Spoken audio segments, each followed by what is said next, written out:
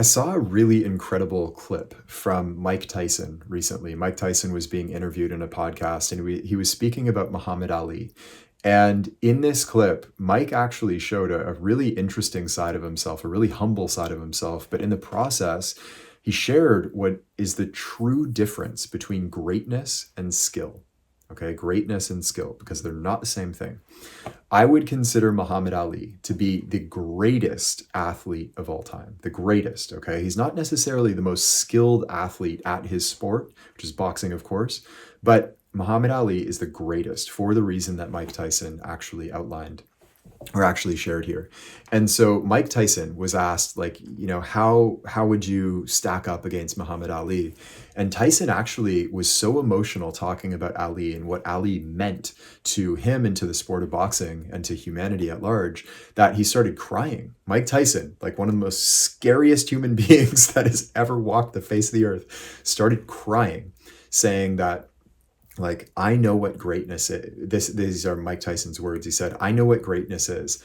I'm not that. I'm not greatness. People look at me and think like, are you the greatest of all time? No, I'm not the greatest of all time. I know I'm not what Ali was. Ali was great. Ali was a giant because of what he meant beyond the sport of boxing, what he stood for. He was willing to sacrifice everything for what he believed in. Tyson said that he himself just wasn't willing to do that. He wasn't willing to die for what he believed in. And if you look at Ali's career, you may want to go back. I recently rewatched the Will Smith movie, Ali, which is a masterpiece, incredible movie.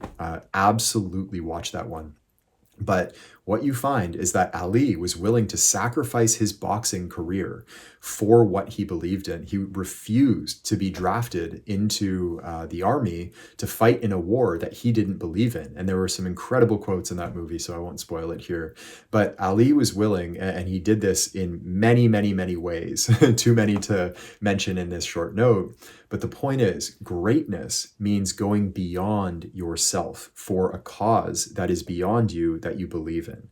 And this is something that very few have done. There are many skilled athletes throughout all sports and all of history, incredibly skilled athletes, but they didn't go beyond themselves. Greatness means going beyond yourself, sacrificing yourself for something greater than you. And this is a deeper application of the sixth law of the deep game, the law of magnetism, which states that the game comes to the player who does not try to pull the game towards himself. In other words, the game means something beyond his selfish desires and selfish motives. And one level of doing this is to go beyond yourself for the sake of the team. That is a symptom of greatness for, like, Michael Jordan, for example, playing with the flu in game 5 of, what was it, the 97 finals, I think. That infamous Jordan flu game. He himself, his selfish desires may have said, like, I am so sick right now, I cannot step onto the court and play, but the team needed him. So he stepped up, and that is greatness, playing in the face of just crippling exhaustion and illness for the sake of the team and for the city of Chicago and for basketball history at large. That's greatness. And the things that Muhammad Ali did, in my opinion, are much greater than even that. So, step number 1, maybe go back and watch that Ali movie. Step number 2, realize and really absorb the fact that greatness is something that goes beyond skill. It is, what do you stand for that is beyond just your own selfish desires and motivation. So by that standard, in my opinion, Ali is the greatest athlete in history. And that's just my opinion. But the point of this is, as Mike Tyson said, like, greatness is something beyond yourself. Okay, so understand that deeply and see how that may change the way that you approach your life as a basketball player, your standard of success, how you play with your team, what you really believe in, and how well you're upholding that system of beliefs for yourself. So think about these things, and I will see you in the next one. Hey, it's Taylor. I hope you enjoyed today's episode. And if you did, the best thing to do right now while it's fresh in your mind is to head over to deepgame.com and join us in our free masterclass.